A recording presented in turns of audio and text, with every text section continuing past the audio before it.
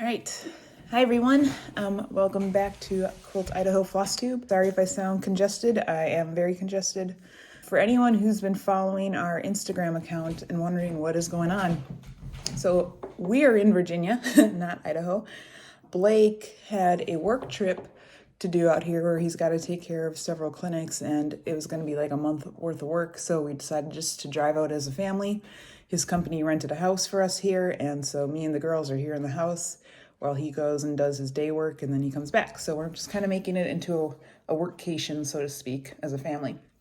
So the cool thing was along the way, it was like 2,400 miles. We've stopped at various cross-stitch shops that I've heard about on different floss tubes to get a chance to see them in person while I was there, because who knows when I'll have a chance to go back again. So that was super exciting. Because of that, I have several videos of different shops to show you. And so today I have to figure out how to edit my videos together, and I'm going to essentially make a different video for each shop, or else it would be way too much stuff and way too complicated and it'd be hard to do. So right now, with the background you're seeing behind me, I'm at the kitchen table of the rental house. Maybe I'll show you a video clip of the house at some point, but it's not going to be right now. The girls are sleeping. We always put Isabel down first for her nap, and then after she's been asleep for a few minutes, then we put Violet down to join her. And then in a little while, Isabel will wake up and Violet wakes up. So we kind of stagger them that way. So right now, both girls are down, both girls are asleep. So let's hope that Issa stays asleep for a little bit longer, so I have time to make a short video. At the same time, I was gonna say, this is my first episode without Blake. I've just kind of figured out that if I wait for the stars to align and for me to have energy, Blake to have energy, Blake not be working on something, and the girls be down, we're gonna end up making like a floss tube every 2 months. So today I'm just going to do one by myself, and maybe Blake will be on the next one. Maybe he won't. It just depends on how it works out. I'm sure at some point the girls will be running around in the background of one. Like I said, it just depends how it works out. I actually tried to start this video a few minutes ago or several minutes ago, but I was using the dishwasher here at the rental, and the dishwasher is actually pretty loud. And so once I actually sat down to record it and got everything together, finally, I couldn't do anything because the dishwasher was loud enough it was going to pick up on camera and be a distraction. So I think the stars have aligned, so I got to do this quick.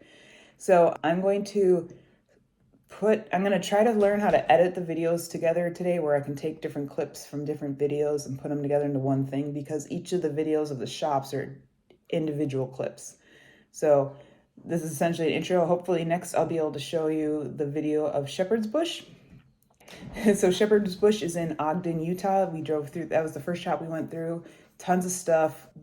One of the owners was there. I want to say her name was Terry. I'm not positive. I think her name was Terry, and she helped me find flosses. We were in a rush because Blake had the girls in the car and they were getting whiny, so she helped me pick out the flosses for the patterns I had that I needed floss for the trip. I didn't bring any of my quilting stuff on this trip because it was just too bulky, and the car was packed, because the girls just need so much crap right now. You know, like they have to go everywhere with their favorite blankets and their favorite stuffed animals, and, you know, just the pack and play and the stroller and yada, yada, yada. So there wasn't going to be enough room for my quilting stuff to be able to do any quilting here. So I'm just doing cross stitch while I'm here, but I have a lot of cross stitch projects with me. It's actually been really nice because the master bedroom of this rental has a cool setup with like a lounging chair next to a window. And then there's a TV in there. So I've been just playing floss tubes, working on my stitching under this window, which is something I'd never be able to do at home because our bedroom is super dark at home. And then the girls come in and they just sit kind of in the little like mini living roomy area in that bedroom and play with their toys and stuff. So it's been working out really, really well. And I'm glad that that's working out because the living room here didn't actually have a TV in it. Blake ended up moving one of the TVs into it, but it's kind of dark and it's hot. So it's nice to be able to have a bright, cooled, spacious bedroom to be able to work on. And there's a nice chair there. And the place is gorgeous. It's an older but really large house here in Virginia. We're in Great Falls outside of DC. I think the house, and we only have the top half of the house. The bottom half is a separate apartment. I gotta say the top half alone is probably 3 or 4 times the size of our apartment. So the girls are having fun just running back and forth, and I'm enjoying having enough space that I'm not constantly picking things up and vacuuming and cleaning all the time. You know, definitely not what we're used to. It's gonna be hard to go home to a dark apartment after all this. But there's tons of, antique furniture and stuff, so it's made just using the house a lot more interesting, and it's been fun. So anyways, hopefully right about now I can get that Shepards Bush video in there. It's one I've heard about a lot, and the owner was great. There was so much stuff in there, and because I had a time limit, there was no way I was going to actually be able to appreciate it to its full potential. So I'm hoping on the way back we can stay in Ogden for a night, and that way I can go for a couple hours by myself to Shepards Bush while Blake takes the girls to go do something or other. And that way I can really enjoy it just on my own and peacefully. So, and I make better shopping decisions when I don't feel rushed, so that will help too. But I still spent a lot of money there. Trust me, a lot of money. Yeah, that's kind of the story of this whole trip out here, was me buying a lot of cross stitch, and it's been fabulous, and I'm super excited about it. So yeah, I'm gonna try to put in that Shepherd's Bush video right now, and hopefully it all works out, and I'll catch you on the backside of that.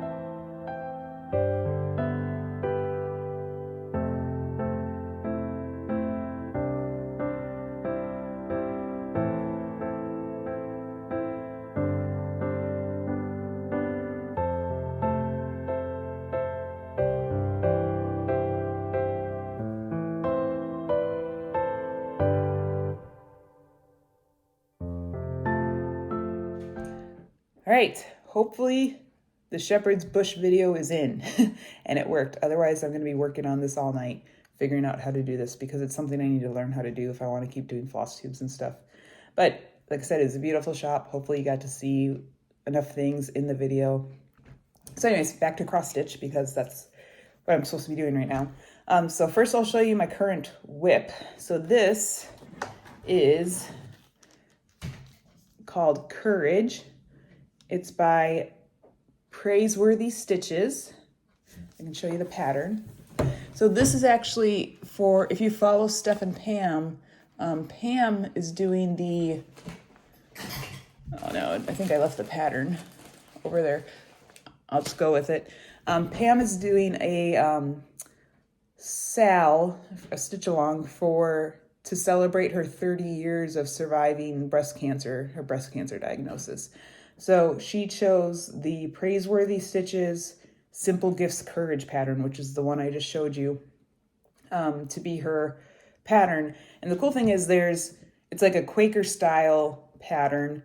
And then there's all these letters where you can put initials of people you know that have suffered from the cancer or died of the cancer that you're talking about. So with her, I'm doing breast cancer. I've never had breast cancer, but I know several people who have. I'm going to put my cousin's initials in there, who's just at the end of her treatment now. I have an aunt who finished her treatment a few years ago. And then I think I'm going to put initials in a different color, maybe like a grayish, bluish grayish.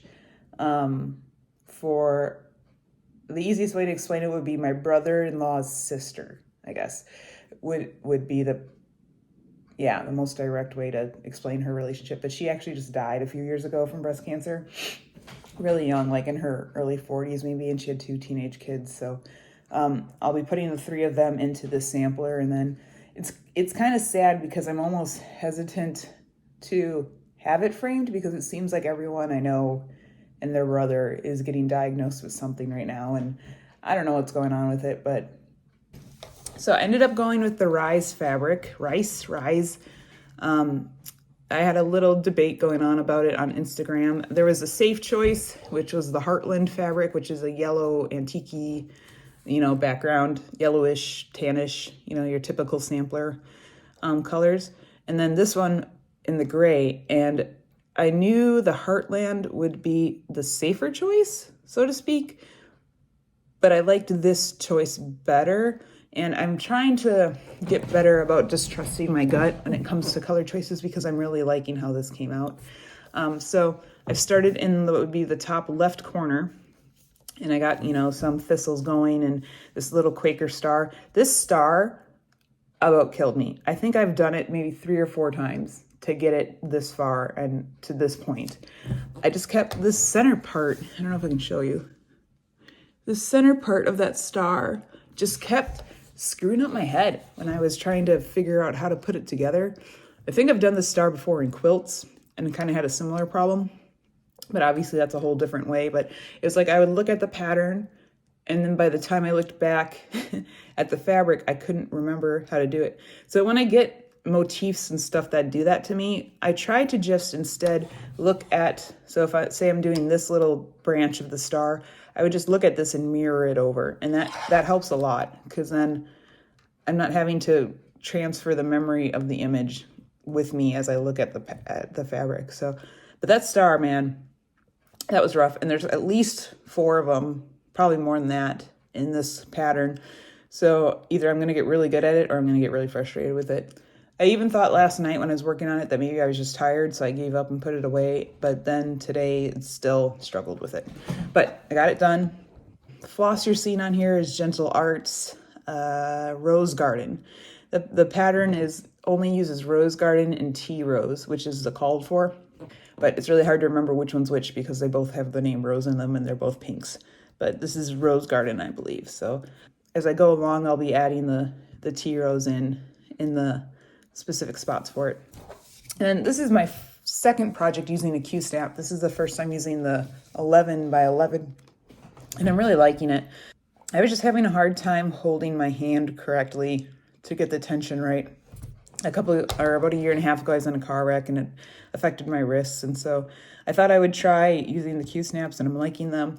The nice thing is on this lounge chair there is in the bedroom, I can kind of prop it up on my legs and stitch the way you see like an embroiderer with a frame stitches, where you have one hand on the front and one hand on the back. So I'm just passing the needle between the two hands and saving my shoulder a lot of going back and forth, which is really nice because I've already had surgery on this shoulder for an overuse injury, so I don't need to have it again in anytime soon. So if I can save my shoulder that repetitive motion, I'm all for it. Everything I do craft-wise is a lot of repetitive motion, so it just is what it is. And then I have an entire, I think, fat quarter on this Q-snap because I don't have my sewing machine or my quilting rulers or my scissors, my nice scissors with me to trim it off and just, do a quick zigzag stitch. So I'm just keeping it all together for now. And so it was too big for these little doodads. They're like spool huggy holders. That's what quilters use it for, and sewists I'm sure use it for. But cross stitchers have been using that to bundle up their excess fabric. So instead I just use these little clips, hair clips instead, and I like this a lot better. I just bought like an 8-pack of them because it's the kind of clip I use in my hair now that I have very little hair anymore. And then look, I got a cute needle minder. I'm trying to remember the name of the company. I got the needle minder at Stitch Station, I believe it was called, in Virginia. It was like accoutrement something or other was the name of the creator of the actual pin. So I liked it. I've started to like butterflies a lot lately because Violet's into butterflies right now. So she gets excited whenever she sees anything butterfly. So anyways, that's my progress on that. Hoping to bang this thing out pretty quick so I can move on to other projects I have with me. Yeah, but it's in celebration of Pam, so I'll be hashtagging this with the Pam Survival Sal hashtag that goes along with it. So there's that, okay? Okay, now I'm gonna show you some of the other things I've gotten recently. Here, I'll show you this finish. I finished, not fully finished, but finished the stitching on Honeybee Garden finally. I'm learning that I'm really just kind of a monogamous stitcher. It's just easier for me to keep track of what I'm working on that way. And that way I'm not like constantly flipping through stuff all the time trying to find the right project to work on. So it's easier I get a lot of joy out of the satisfaction of finishing something. So if I'm working multiple projects at once, it kind of delays that satisfaction, so to speak. I'd rather just do one and done and then the next one and done. I think that's just how I'm going to be stitching. So anyways, this is Honeybee Garden. I was super excited when it came out in May, I believe. And then I tried to get it done before we left on the trip because it's more spring and I wanted to do more patriotic summer kind of stuff while I was here. And I knew I was going to have the Survivor Sal to do, but that just didn't end up happening. And I ended up stitching kind of the last quarter of it in the car on the way down here. So at least it gave me something to work on in the car. Not that I didn't have plenty to work on in the car. But yeah, I finished it just a couple days ago. So here it is. Ooh. Hopefully you can see that all. I did it on a purple. I really like purple. Priscilla and Chelsea don't use a lot of purple in their stuff. So I was really excited when this one would be purple friendly. So it's got the cute little honey hives. These daisies are what almost killed me on this one because I would start looking at the wrong petal and stitch the wrong petal over and over again. So I think this daisy, the one in the center right there, I think I redid that one probably 3 or 4 times to get the petals right. But I'm happy with how it came out. I'm glad it's done. I had to do a little bit of color swapping because there was a difference in the color of fabric. I'm not going to have this one professionally framed. I'm going to finish it myself. I'll wait till I'm home back in Idaho to do that, where I have all my supplies. So for now, it's just folded up and it's going into a little Ziploc baggie till I get back, so it's safe. So that's Honeybee Garden by the Real Housewives of Cross Stitch, and they have an Etsy shop. Otherwise, you can buy their patterns at different L&S's around. So I really loved that one. It was a big stitch for sure. All right, so moving on to this little bag here. A friend of mine gave me. The Quilt Guild that I am part of, Nampa Modern Quilt Guild, did their annual crafters yard sale, and me and my friend Mary just kept swapping stuff back and forth with each other. So this is one of the things I got in a swap. Excited about it. It's just a little project bag with a handle. I took out the majority of the interior of it. I don't know what brand it is or anything like that, but it looks like it's batik. So I don't know if somebody made this. I don't know. I don't know the history behind it, but I really like it. It opens up, and inside of it, I'm keeping, this is Love Quaker Style by Ori TM. Okay. Love Quaker Style. Now, no offense to Auri. I'm sorry if I'm saying that wrong, but this might win the cake for like worst photo for a cross stitch pattern ever, which is sad because it's a really pretty pattern, but I have a specific use for this one in mind, so I can't give too much detail about what I'm doing with it, but I'm excited to work on it. It's mostly DMC 310, and then there's a few other colors in it, basically a red and a gold, and I'm excited to start working on it at some point. It's Quaker style, as you can see, so hopefully once I finish the Sal Quaker style one, I can start working on this one. I'm enjoying the Quaker style thing. I think it's my first sampler. I'm liking having the little motifs to do versus like big chunks. Here's my baggie of 310 to use to work on it. If you missed it, Joann's had their Memorial Day sale on DMC floss, and it was like 50 cents a skein. So I went in and loaded up on quite a bit for some of my projects I have going on, and I bought a lot of 310 because this one alone requires like 10 skeins of 310. So I got that in here. The reason it doesn't have any stickers or anything on it is Violet on the car right here got into it and started pulling the stickers, the little labels off all my DMCs. So luckily I caught her before she got into anything else, but at least I know these are 310s. So just putting them together. I basically have to keep everything in a project bag of some sort because they like to dig through my stuff, and that's just what toddlers do. So they're curious. So I can't get that mad about it. I just got to prevent any tragedies from happening. So I got that pattern, Love Quaker Style, I think from Garibaldi's, I think it was called, on Etsy. They've popped up for several of the items that I've been looking for on Etsy. So I think it ended up coming from them. It took a little while to show up though, but where we live, everything takes a while to show up because we're on a mountain. All right, so now I'm moving on to Shepards Bush. Yes, Shepards Bush. So I think all the stuff I'm about to show you I got at Shepards Bush, or at least I got a portion of it at Shepards Bush. It's all starting to blend together in my head. This one I just liked because it was these cute strawberries. Okay, by Sam Sarah, called Baubles June. I like the little grid. I liked how it was kind of more country. I've been doing a lot of strawberry stuff for June, so I'm excited about that one. So that one was just a random pick that I saw the model on the wall and really liked it. And I'm learning from doing, because prior to this, other than going to Maggie's on Main and Emmett, Idaho, I hadn't really seen a cross-stitch shop with models on the wall. They have a few there, not a huge amount, but to actually go to a cross-stitch shop and be able to see models just changes. You can't describe the difference between a picture and what a model actually looks like. And so a lot of these I just randomly picked up because I saw the model and I really loved it. This next one is called The Stitcher's RSVP Thanks Anyway Though by Posey, by Alicia Paulson with Posey Patterns and Kits to Stitch.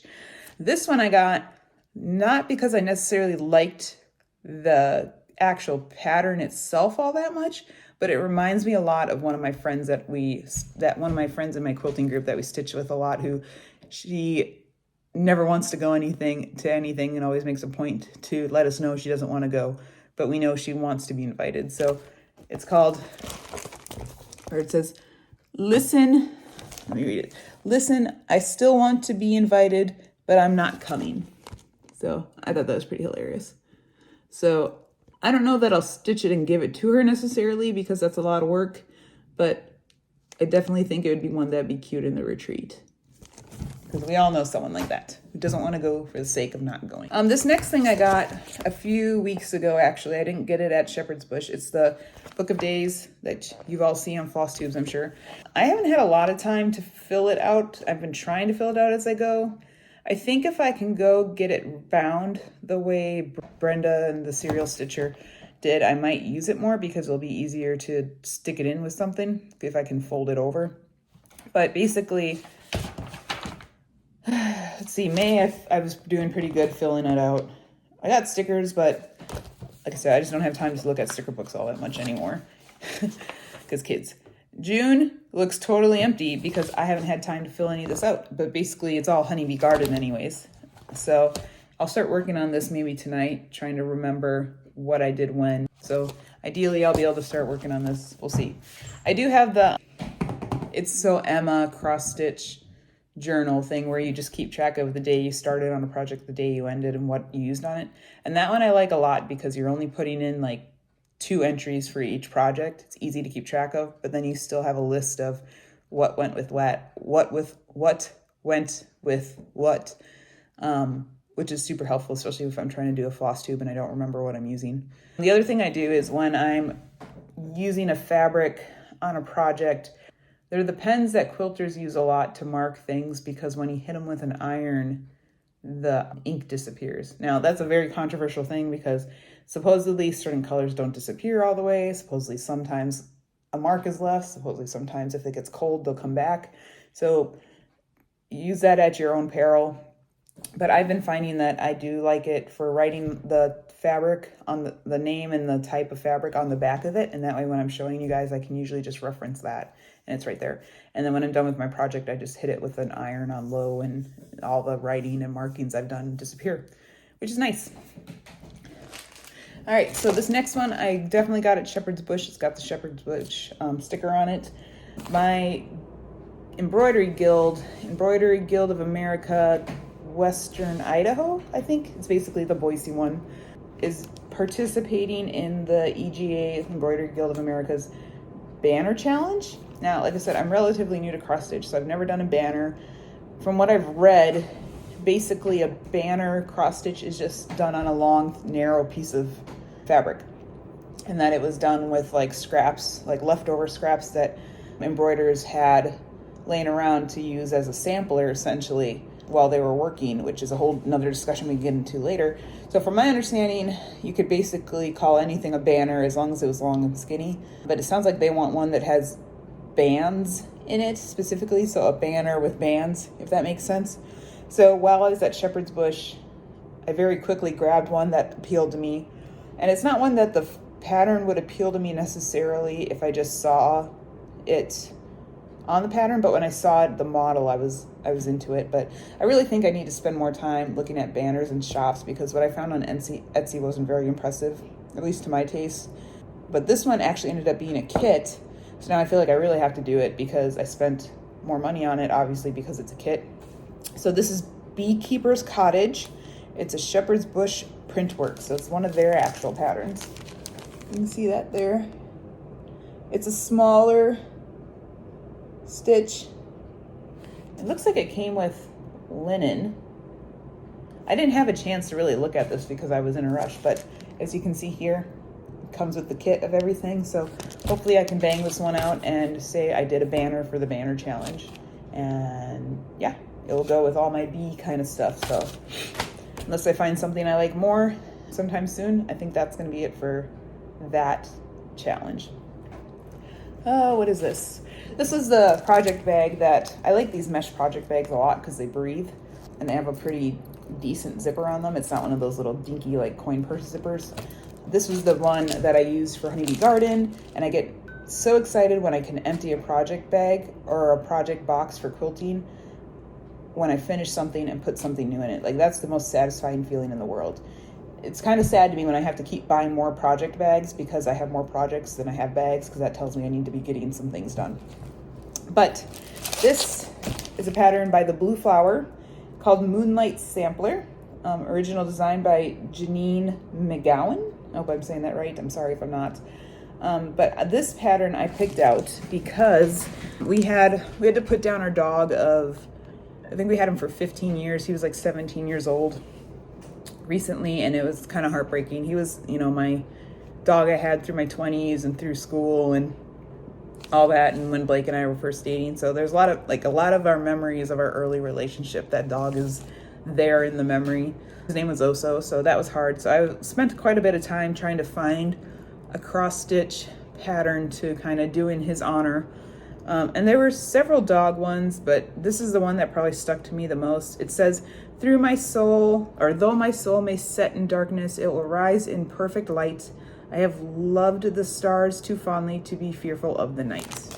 And what sold me on it is, one, I like the moths and the owls and such. Okay, but there's a gal with her dog in the middle of it, if you can see that. So I got this pattern. I think I bought it off Etsy somewhere, but from Shepards Bush, the owner was able to find all the threads for me to kit it up. So now it's ready to go and work on when I'm ready to go and work on it. So this will be done. This will be one of my sooner than later whips to start. They had so much floss there, like so much floss. And so when the owner realized I was on a time limit, I basically just handed her like 3 different patterns that I needed to find thread for, and she just found it all for me because she knew where it was faster than I could anyways. So that was really sweet of her to spend her time doing that. But yeah, so I think I bought I'm not sure if I have the fabric for this yet or not. I'll have to look through my stuff. I don't think I do, actually, now that I think about it, but maybe I do.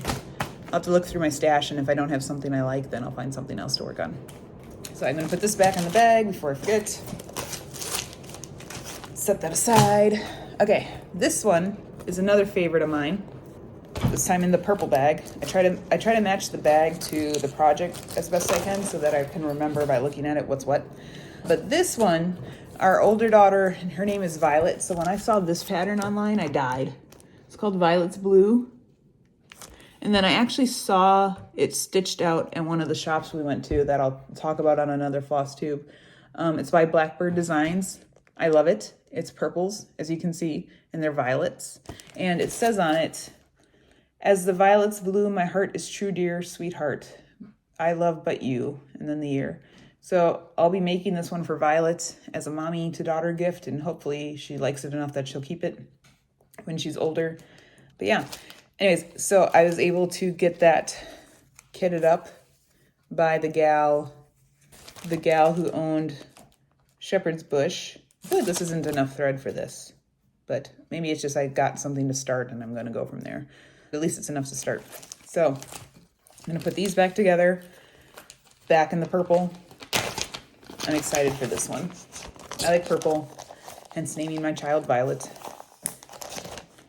All right, next we have the big boy. This is going to be the hardest project I've ever done by far. It's going to be the largest project I've ever done by far. It was actually started as a teaching piece. This project bag, the same friend that gave me that other one, gave me this for quilting, and it fits all the stuff I need for this pattern.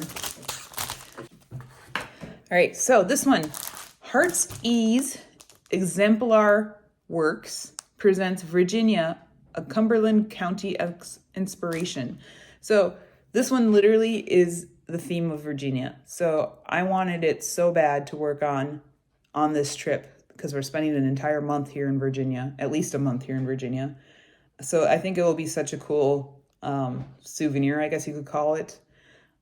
I mean, we didn't buy the pattern here or anything like that, but it'll be a cool way to remember the trip, I think, is to have this. I have the feeling it's going to take me a couple years to do. It's by an original needlework designed by Teresa Baird, copyright 2019. It was a very expensive pattern because I guess she used it as a teaching pattern, and there's like 30 different specialty stitches in it. And I am excited for that. I really want to learn these different specialty stitches, and the pattern includes diagrams on how to do each of them. So I'll finally show it to you. Okay, so it's huge. I mean, it's huge. On 40 count, the design area is 22 wide by 27 high. That's a big pattern. Okay, the stitch count is 441 by 535. Okay, and just to give you an idea, this is the piece of linen that the owner of Shepards Bush cut for me for this pattern. It's got a slightly pinkish look to it. That's with it, just with a couple extra inches. It's huge. It's huge. It's huge. Okay. This fabric is, what is this fabric? This project is the most expensive project I've ever done that wasn't a quilt by far. The pattern was expensive. The fabric is a huge chunk of nice fabric. That was expensive. But there are about 30 different silks on the back of this, okay?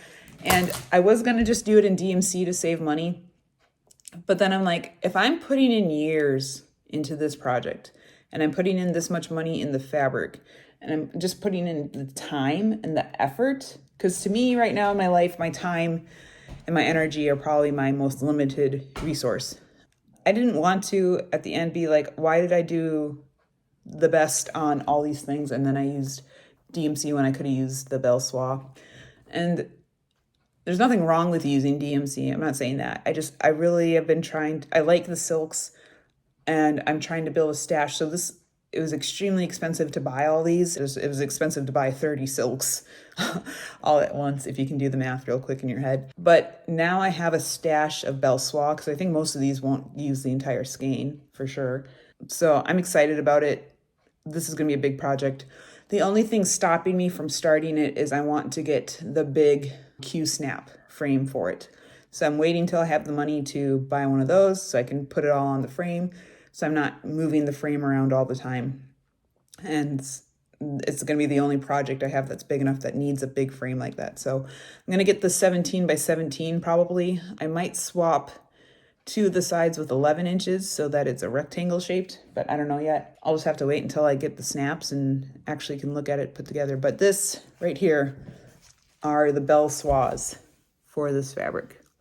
And there are still some DMCs in there, but I haven't gotten them yet. Or maybe I have and I just don't know where they are. But that's like 30 silks right there. And they feel gorgeous. I don't even have like enough floss drops. So I just left them on their cards. Maybe eventually I'll get more floss drops where I can just put several together and of different patterns and things. But I don't want to touch it too much, but it feels so good. I'm so excited about this. Look at that. Look at that. It's so pretty. I can't wait to start this. Like, I can't wait.